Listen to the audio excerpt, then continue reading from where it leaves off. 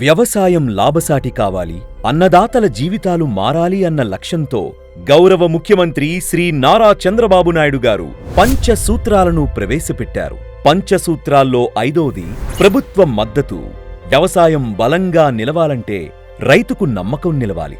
ఆ నమ్మకం కోసం విత్తు నుంచి విక్రయం వరకు ప్రభుత్వం అండగా ఉండాలి. ప్రతిరోజు, ప్రతి పంటలో, ప్రతి సమస్యలో రైతు వెంటే కూటమి ప్రభుత్వం. ప్రకృతి విపత్తు వచ్చినా రైతుకు అండగా 355 కోట్ల ఇన్పుట్ సబ్సిడీ. మోచా తుఫాన్తో నష్టపోయిన రైతులకు 390 కోట్ల పరిహారం చెల్లించడానికి ప్రభుత్వం చర్యలు తీసుకుంది. ఇది కేవలం సాయం మాత్రమే కాదు, రైతు కష్టంలో ప్రభుత్వం అండగా ఉందని ఇచ్చే భరోసా.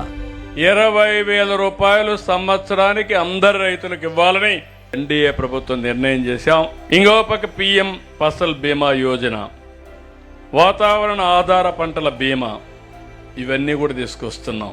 1,650 కోట్ల రూపాయలు రైతు దగ్గర ధాన్యం కొని డబ్బులు ఇవ్వకపోతే వస్తానని ఇచ్చాం.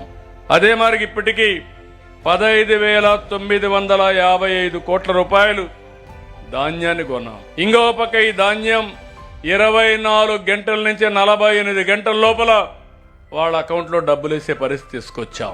అన్నదాత సుఖీభవ పీఎం కిసాన్ పథకం కింద 2 విడతలుగా కలిపి 6,310 కోట్ల రూపాయలను నేరుగా రైతు ఖాతాలో జమ చేశారు.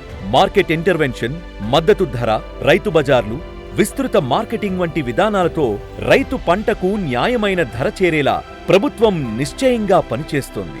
అధికారంలోకి వచ్చిన తర్వాత రైతుల నుంచి 15,955 కోట్ల ధాన్యం కొనుగోలు చేసి 24 నుండి 48 గంటల్లోనే రైతుల ఖాతాల్లో జమ చేసింది కూటమి ప్రభుత్వం.